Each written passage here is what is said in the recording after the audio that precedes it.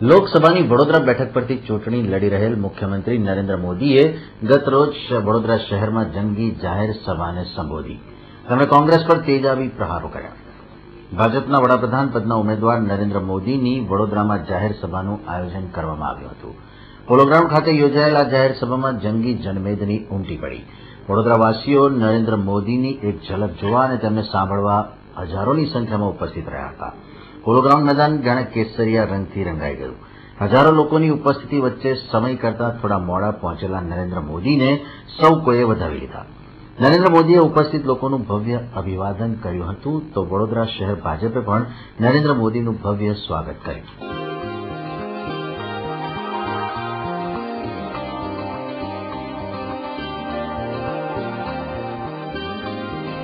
નરેન્દ્ર મોદીએ જાહેર સભાને સંબોધન કરતા વડોદરાનો એક એક નગરજન નરેન્દ્ર મોદી છે અને તે સેનાપતિ બની ચૂંટણી જંગમાં લડી રહ્યો છે તેમ તેમણે જણાવ્યું.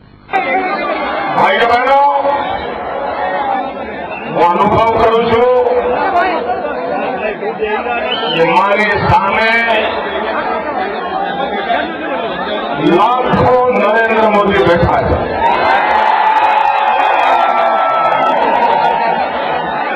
ચૂંટણીની ઇતિહાસમાં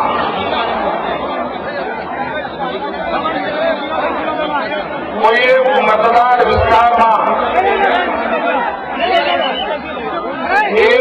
એક નાગરિક પોતે ઉમેદવાર બની ગયો હોય એવી આ પહેલી ઘટના હશે.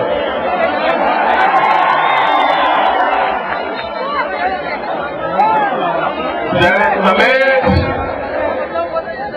આ જંગના સેનાપતિ હો, એ જંગ જનતા વિજયને ભરેલો જ હોય.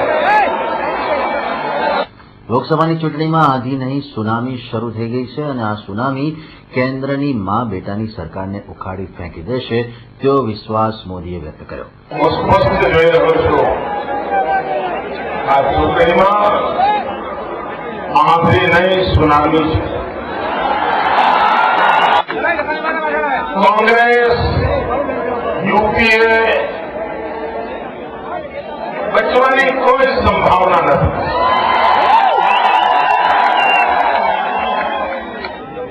મા બેટાની સરકાર જાય છે. ગરીબ સમજો. અને બીજું, અત્યાર સુધીમાં જે મતદાન થયું એમાં નવી સરકારનો પાયો નંખાઈ ગયો છે.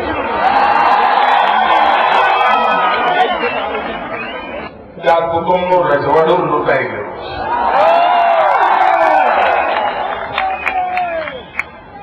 અને એના કારણે એમની વાતોમાં નકરા જૂઠાણા. ગુજરાતની સભામાં કોંગ્રેસના નેતાઓ નર્યું જુઠ્ઠાણું ચલાવી રહ્યા હોવાનો પ્રહાર કરતા નરેન્દ્ર મોદીએ દેવા મુદ્દેના જુઠ્ઠાણાની પોલ ખોલી.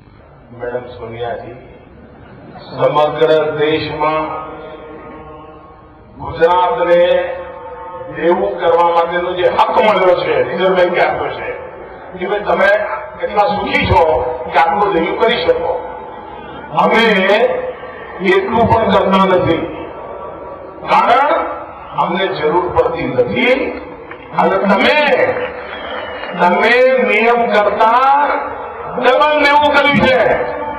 ભારત સરકારે નિયમ કરતા ડબલ દેવું કર્યું છે. અમે નિયમ કરતા પણ ઓછું કર્યું છે. એટલું નહીં, અમે દેવું કર્યું નથી પગાર ચૂકવવા માટે. અમે તો કચ્છના ભૂકંપમાંથી ગુજરાતને બહાર લાવવા માટે દેવું કર્યું છે. અમે નર્મદાનું પાણી પહોંચાડવા માટે દેવું કર્યું છે. અને તે પણ રિઝર્વ બેન્ક અને ભારત સરકારે નક્કી કરેલા નિયમો કરતા ઓછું. અને અમારી દેવું કરવાની જે સાપ છે એ બજારમાં આના કરતા ઊંચી છે. મહેરબાની કરીને આ એવા વિષયો કે સામાન્ય નાગરિકને સમજાતા ના હોય એવા ગભગોળા મારીને ન જાઓ જોડે જોડે તમે કેટલું કર્યું છે એ તો કહો.